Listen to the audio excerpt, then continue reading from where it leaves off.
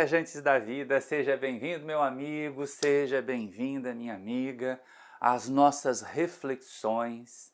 E hoje, como é quinto sábado, a gente tem a segunda exibição de um episódio do livro Religião dos Espíritos, que o Emmanuel psicografou através do nosso querido Chico, lá em 1959, sempre pensando uma pergunta, um item aqui do nosso Livro dos Espíritos, a essência, a base da doutrina, e trazendo algumas reflexões que normalmente fazem aquela invertida.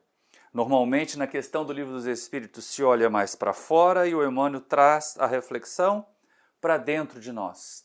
Se olha como se fossem ações de outros espíritos e o Emmanuel faz a observação como se nós estivéssemos olhando as nossas próprias ações. E não é que é assim. Nessa mensagem que ele intitulou ali apenas Responsabilidade e Destino. A palavra responsabilidade é tão importante em doutrina espírita, porque a doutrina espírita não é uma doutrina em que a gente tenha que se sentir culpado por errar, mas tem que se sentir responsável para corrigir, para poder mudar o sentido do erro, mudar o caminho do erro e melhorar o nosso destino, o nosso porvir.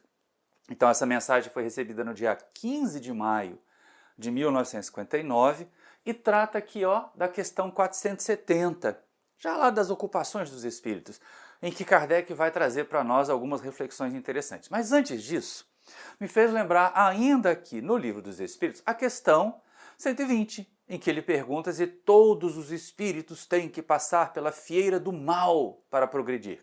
E os espíritos respondem assim, pela fieira do mal não. Pela fieira da ignorância, ou seja, somos simples ignorantes, vamos aprendendo, deixando de ser ignorantes, deixando de ser simples, até nos tornarmos espíritos puros. Mas ninguém tem a obrigatoriedade do mal. Ninguém foi criado para fazer o mal, o que em termos de doutrina espírita é maravilhoso, porque acaba com aquela ideia teológica dos demônios, seres criados para fazer o mal, ou seres, pior ainda, anjos decaídos, que antes deviam ser responsáveis por fazer o bem, agora se tornam responsáveis por fazer o mal.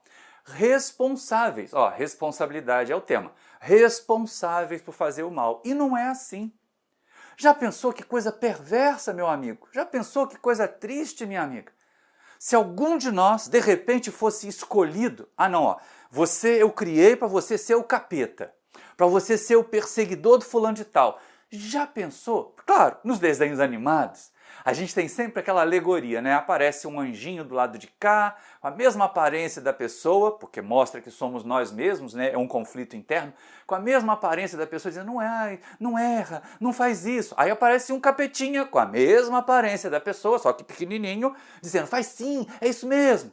E a gente fica nessa dualidade aqui, ouvindo dois pensamentos, ouvindo dois desejos, que na verdade são nossos, mas que podem, isso sim, podem ser agravados, podem ser estimulados, tanto pelos espíritos inferiores, os capetinhas externos, quanto para os espíritos superiores, os nossos anjinhos externos, que na verdade não são nem capetas nem anjos, são espíritos.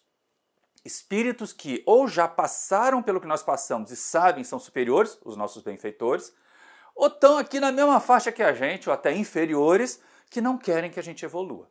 Mas obrigação, pensar que aqui do lado do capetinha tem uma obrigação de fazer, que ele foi criado para aquilo, da mesma forma como eu ganhei um anjo da guarda, eu tenho um capeta de guarda, não tem.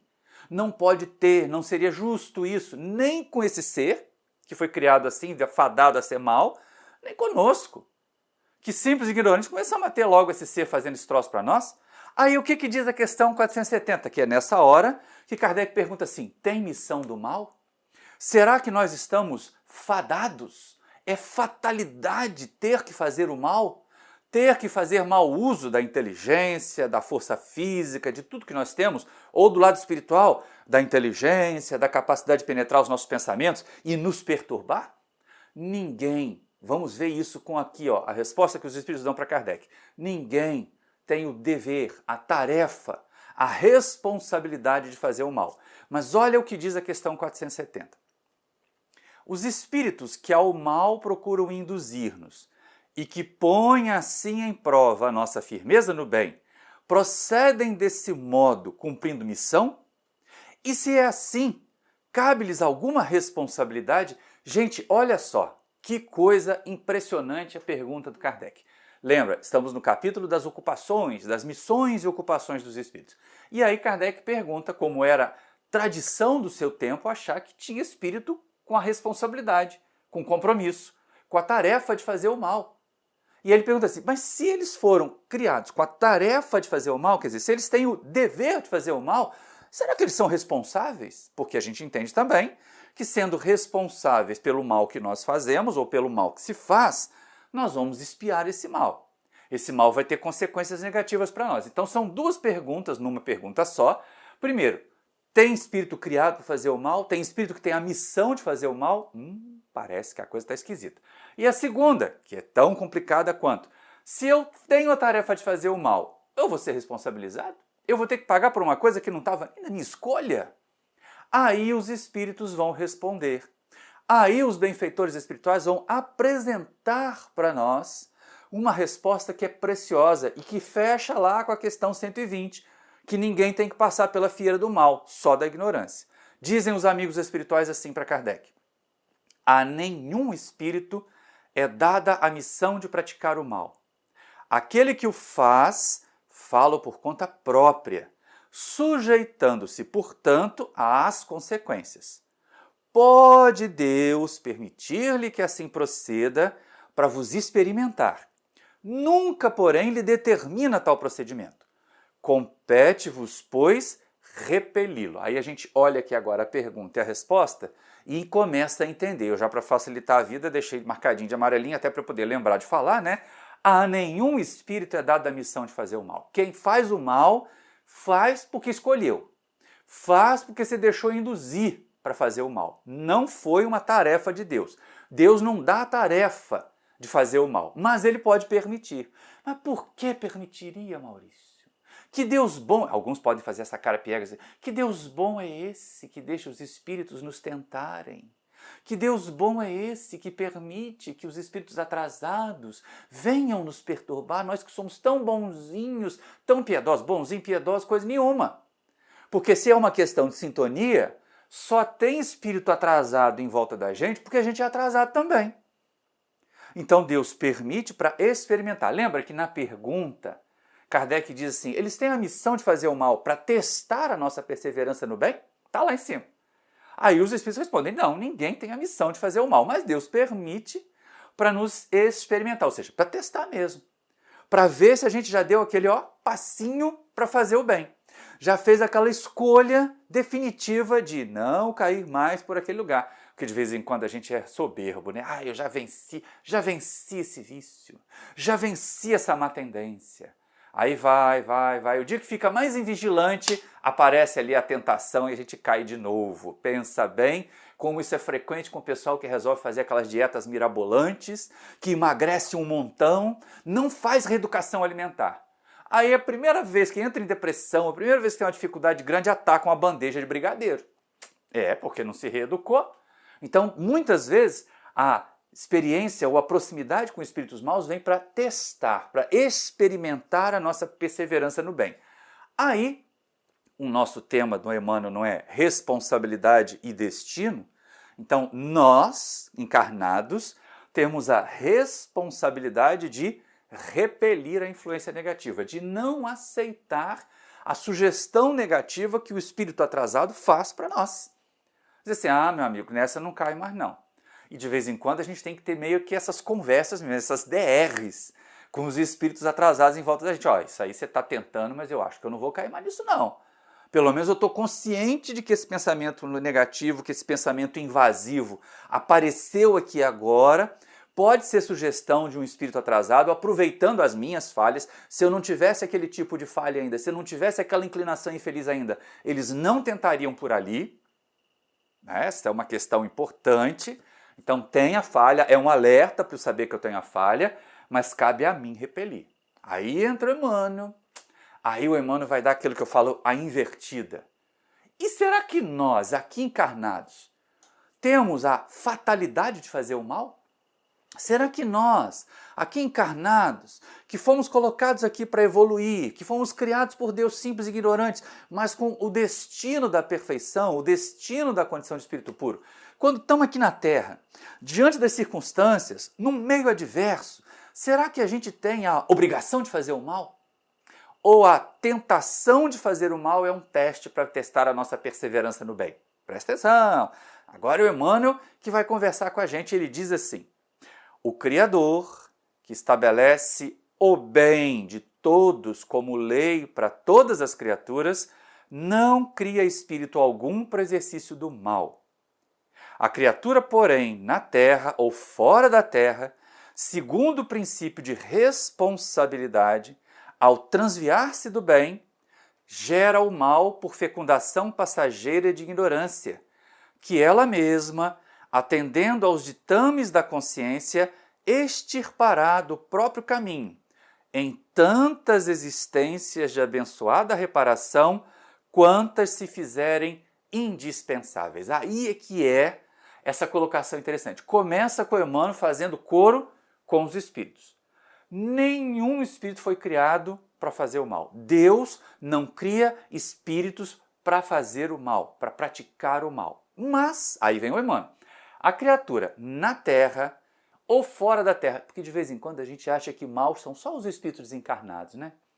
Mas quantas vezes nós, encarnados, fazemos esse papel de obsessores dos outros? Ou então fazemos o mal mesmo, somos nós os agentes do mal.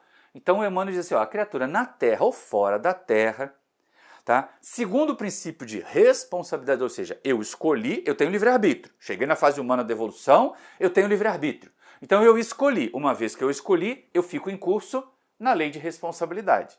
Ao se transviar, ao deixar o caminho do bem, gera o mal por fecundação passageira da ignorância. Ou seja, o mal é fruto da ignorância do bem. Mas olha como Deus é maravilhoso. Olha como as leis divinas, aclaradas pelo Espiritismo, vão abolir a ideia de céu, vão abolir a ideia de inferno. E se a gente estiver pensando aqui, nós estamos quase terminando esse ano 2025, em que o livro Céu e Inferno fez 160 anos, como é oportuno a gente pensar isso. Não tem porta fechada. Errou, caiu, fracassou, fez o mal, foi cruel.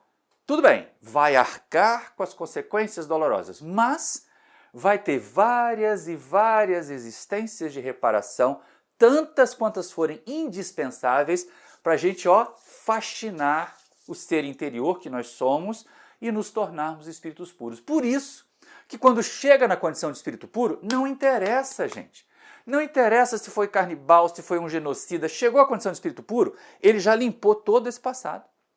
Ele já fez outras escolhas boas. Ele já fez todas as abençoadas existências de reparação que foram necessárias para não ser mais o ser mau e se tornar o ser bom. Tão bom que já pode ser contada na categoria de espírito puro. E aí, Emmanuel chamando a atenção, e a gente olha ali a criatura na terra ou fora da terra. E nós na terra? E as nossas faculdades? E os benefícios da terra? Aí Emmanuel vai fazer uma lista de ferramentas neutras que foram criadas objetivamente para o bem, para o progresso, mas que a nossa imperfeição, que a nossa incapacidade ainda de experimentar o bem e só o bem, faz que a gente dê mau uso a ela. Olha só que coisa interessante. É uma lista, então a gente vai devagar aqui. Deus concede ao homem os agentes da nitroglicerina e da areia e inspira-lhe a formação da dinamite, por substância explosiva capaz de auxiliá-lo na construção de estradas e moradias. Mas o artífice do progresso quase sempre abusa do privilégio para arrasar ou ferir, adquirindo dívidas clamorosas em sementeiras de ódio e destruição. E aqui é um exemplo simples, a dinamite, que é usada para abrir túneis, que é usada para remover pedras na construção de estradas, que tem várias funções na construção civil, principalmente, para remoção de obstáculos muito volumosos, ou então para produção. Sim, eu aqui em Seropédica eu moro pertinho de uma pedreira, onde eles extraem a matéria, e aí é por explosões. De vez em quando a janela aqui de casa faz assim, cada vez que tem uma explosão mais forte, cada vez que eles erram na dose da dinamite, o barulho e a onda de choque chega até aqui, dá mais ou menos uns 6, 8 quilômetros de distância, mas como não tem nenhum obstáculo no meio, nenhum prédio entre nós e a pedreira, a janela aqui de casa chacoalha mesmo. Porque a dinamite está colocada ali para produzir as pedras, as pedrinhas e as pedronas que depois vão ser usadas na construção civil. Então tá certo Emmanuel quando diz: nós temos a dinamite como uma ferramenta de progresso para construir estrada ou para construir moradia. Moradia nesse sentido indireto, né? Explode a pedra, faz a pedra pequena, usa a pedra para fazer concreto, concreto faz a casa. Mas o que a gente faz? Estou com a casa confortável, estou com a estrada legal, mas eu estou de olho lá no país do outro. Aí, em vez de fazer a dinamite para fazer estrada, eu faço a dinamite ou uso o explosivo para fazer bomba. Para fazer bomba e destruir a infraestrutura, a estrada, a moradia do outro, do adversário. Mas foi Deus que me mandou usar assim? Não, minha gente. A ciência desenvolveu esse instrumento para o progresso.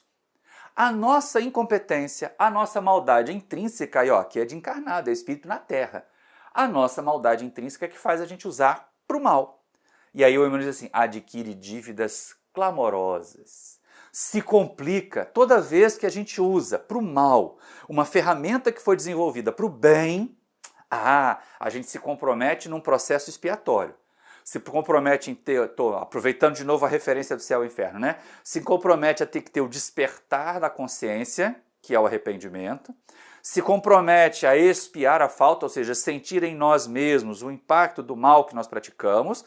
E se compromete a reparar, ou seja, nós temos o compromisso de restabelecer o equilíbrio, de restabelecer o bem.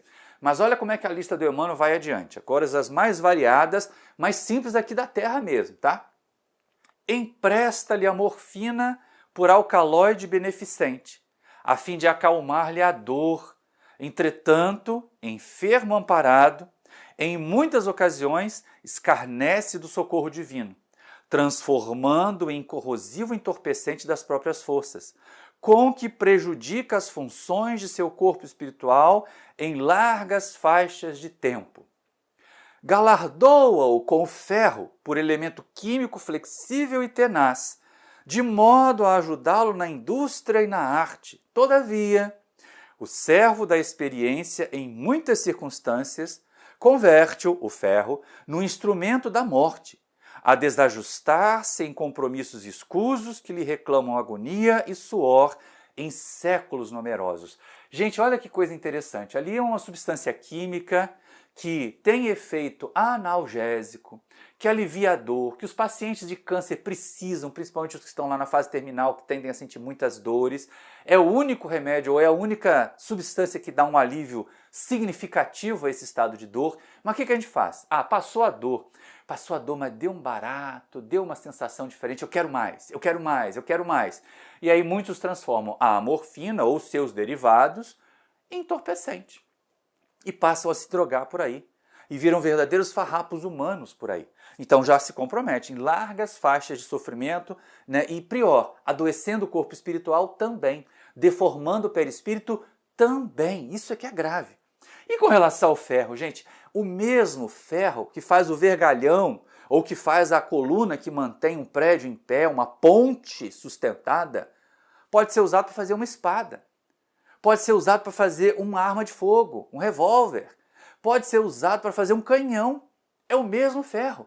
Que muda é o uso que nós fazemos dele. E aí, lógico, o Emmanuel fala assim, olha, foi dado para fazer o bem. Foi dado para dar estrutura, ferro, material estruturante na construção civil, ele é tão importante. Tá aí para vocês, usem para o bem. A gente faz assim, uso para o mal. Uso para o mal, uso para atacar o osso, uso para fazer arma. E depois não quer arcar com as consequências, cara pálida? Claro que vamos arcar com as consequências. Mas a lista do Emmanuel tem mais 2 itens, olha só que coisa interessante. Dá-lhe o ouro por metal nobre, suscetível de enriquecer-lhe o trabalho e desenvolver-lhe a cultura. Mas o mordomo da posse nele talha frequentemente o grilhão de sovinice e miséria em que se amesquinha a si mesmo. E confere-lhe a onda radiofônica para os serviços da verdadeira fraternidade entre os povos. Mas o orientador do intercâmbio, por vezes, Nela transmite notas macabras, em que promove o aniquilamento de populações indefesas, agravando-se em débitos aflitivos para o futuro. E é interessante que, assim, é lógico que em 1959 nem a televisão estava desenvolvida o suficiente, mas o que se aplica aqui no slide de baixo está muito atual. Desde a televisão, do rádio, das redes sociais, que deveriam ser usadas para aproximar pessoas, para levar mensagens construtivas, estão sendo usadas para mensagens negativas. E lá em cima, aí eu pensei assim, gente, por que o Emmanuel vai falar do ouro? Primeiro, ele já falou do ferro, mas o ferro é um metal firme, maleável, mais ou menos, né? Mas serve para fazer o aço e é estruturante. É para trabalhar na questão da construção civil em grandes quantidades. O ouro, ao contrário, ele tem aquela aparência bela, ele é raríssimo na natureza e ele é muito, mas muito maleável. Tanto você faz folhas fininhas, você faz joias. A ideia do ouro é ser aquele metal atraente, fácil de manipular, para produzir arte, para produzir beleza. E aí o que a gente faz? É ouro, é raro, então é meu. Nos tornamos verdadeiros sovinas, verdadeiros usurários. E tem gente que acumula ouro só para si. Não deixa nem que as pessoas visitem, não deixa nem que as pessoas vejam essas obras de arte. Quer ter por ter, só para si. E aqui com relação aos meios de comunicação, ó, amplia. Em 1959, a onda radiofônica. Hoje, 2025, quando eu estou gravando esse vídeo, ou quando você for assistir, 2026, 27, 28, quando for, enquanto existir o YouTube, esse vídeo vai estar disponível aí para vocês, mas de 2025 para frente, qualquer meio de comunicação. Instagram, Facebook, WhatsApp, tudo isso que poderia ser usado para unir, para aproximar, olha o uso mais frequente. É para divulgar pornografia, é para divulgar discurso de ódio, é para divulgar separação, é para ironizar, é para fazer bullying virtual contra pessoas, é para perseguir determinadas categorias. Então, quando o Emmanuel fala ali de dizimar populações indefesas, é lógico que ele devia estar pensando no uso que foi feito do rádio naqueles movimentos ali muito fascistas da Europa da década de 30 que desembocaram na Segunda Guerra Mundial, em que o instrumento de propaganda era o rádio. O instrumento de propaganda dos regimes totalitários das décadas da guerra lá no século XX era o rádio. E aí o rádio, que devia ser usado para levar uma boa mensagem, passou a ser usado para levar a mensagem de destruição, de que o outro era seu inimigo, de que o outro tinha que ser destruído. E às vezes o outro, gente, era o seu vizinho, que muitos alemães denunciavam só por serem judeus, ou por terem outro tipo de comportamento que o Estado naquele momento lá não queria. E tantos outros estados totalitários fizeram isso. Usaram as máquinas de propaganda para destruir. Então perceberam que na listinha ali dos 5 itens do Emmanuel, coisas materiais ou coisas tecnológicas simples, elas têm na sua origem o desejo do bem. Nem mesmo as invenções inertes, nem mesmo as coisas que não têm responsabilidade foram criadas para o mal. Quem deu o mau uso fomos nós. Foram os indivíduos, foram os seres humanos. Aí o Emmanuel vai caminhando aqui para a complementação desse estudo, que ele já vai longo, dizendo o seguinte: é assim que o Supremo Senhor nos cede os dons inefáveis da vida, como sejam as bênçãos do corpo e da alma, e os tesouros do amor e da inteligência. Do uso feliz ou infeliz de semelhantes talentos, resultam para nós vitória ou derrota, felicidade ou infortúnio, saúde ou moléstia, harmonia ou desequilíbrio, avanço ou retardamento nos caminhos da evolução. E aí, de novo, ó, mesmo corpo físico, inteligência, aptidões, todas nos foram concedidas para o bem. Aí, do uso feliz ou infeliz, a responsabilidade é nossa. Daí o título da mensagem de hoje: responsabilidade e destino. Que nós poderíamos dizer assim, olha, a responsabilidade que nós temos na construção do nosso destino é pelo uso que nós fazemos dos recursos que recebemos da divindade, sejam eles da inteligência ou recursos materiais. Da riqueza ao intelecto, nós somos chamados a fazer bom uso. E olha só que coisa interessante, começamos falando de espíritos desencarnados que não foram criados para fazer o mal, e chegamos a nós, espíritos encarnados, que também não devemos usar os recursos que temos para essa existência para fazer o mal. Mas Para fechar mesmo a lição de hoje, o Emmanuel vai fazer assim: faça uma autoavaliação. E não pense que você está sendo punido por Deus com esse castigo. Peraí, essa prova, essa dor, essa limitação tem uma razão de ser. E essa razão de ser pode ser exatamente a expiação das faltas, do mau uso que nós fizemos dos recursos que nos foram dados no passado. Vejam que coisa legal e que coisa interessante para nós trabalharmos aqui. Examina, pois, a ti mesmo, e encontrarás a extensão e a natureza de tua dívida, pela prova que te procura ou pela tentação que padeces. Porque o bem verte puro de Deus, enquanto o mal é obra que nos pertence. Transitório fantasma de rebeldia e ilusão que criamos ante as leis do destino por conta própria. Fechemos ali no amarelinho. O bem verte puro de Deus, o mal é obra nossa.